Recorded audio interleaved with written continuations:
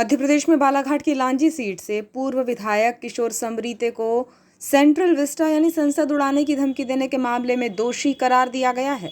मामले की सुनवाई दिल्ली की राउज एवेन्यू कोर्ट में हुई। विशेष न्यायाधीश विशाल गोगने ने आईपीसी की धारा 506 के तहत इन्हें दोषी पाया है, जिसमें अधिकतम 7 साल की सजा का प्रावधान है।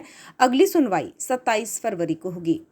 कोर्ट ने कहा कि राज्यसभा के सेक्रेटरी जनरल के कार्यालय को कथित तौर पर भेजे गए पार्सल में मिले पदार्थ की जांच की गई है, जिसमें पता चला कि विस्फोट करने की उनकी क्षमता के मामले में ये हानि रहित है। 18 फरवरी के फैसले में कहा गया, हालांकि विस्फोटक पदार्थ अधिनियम की धारा 5A विस्फोटक पदार्थ के माध्यम से जीवन को खतरे में डालना और विस्फोटक अधिनियम की धारा 9B1B विस्फोटक पदार्थ निर्माण, आयात और निर्यात के तहत आरोप साबित नहीं हुए हैं। फिर भी ये तो तय हो ही गया है कि आरोपी ने पत्र भेजा था जिसमें धमकी दी गई थी कि अगर मांगे पूरी नहीं की गई तो वे संसद को उड़ा देंगे।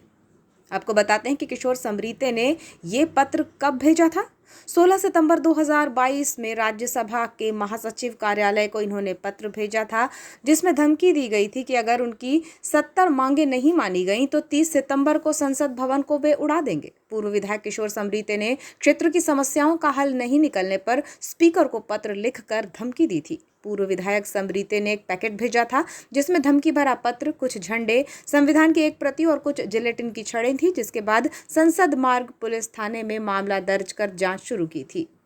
कोर्ट ने किशोर समरीते को विस्फोटक रखने और जीवन को खतरे में डालने के आरोपों से तो बरी कर दिया है, लेकिन धमकी भरा पत्र भेजने में दोषी पाया है। समरीते पहले समाजवादी पार्टी से लांजी के विधायक थे, बाद में बहुजन समाज पार्टी में वे शामिल हो गए थे। आपको बताएं कि दिल्ली के सेंट्रल विस्टा भवन के निर्माण में घोटालों का उल्लेख कर उन्होंने अपनी कई मांगों के पूरा नहीं होने पर सेंट्रल विस्टा भवन को उड़ाने की धमकी दी थी, जिस पर दिल्ली पुलिस के द्वारा कार्यवाही करते हुए लांजी क्षेत्र के पूर्व विधायक किशोर समरीते को 20 फरवरी 2022 को रात 8 बजे भोपाल स्थित उनके निवास से गिरफ्तार किया था।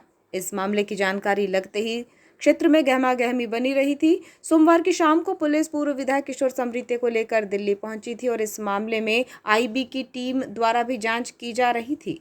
इस पूरे मामले की जानकारी लगते ही पूर्व विधायक अंकर मुंजारे ने पत्रकार वार्ता लेकर पूर्व विधायक किशोर समरीते पर की गई कार्यवाही को लोकतंत्र की हत्या कहते हुए बेवजह जबरन गिरफ्तार किया जाना बताया था।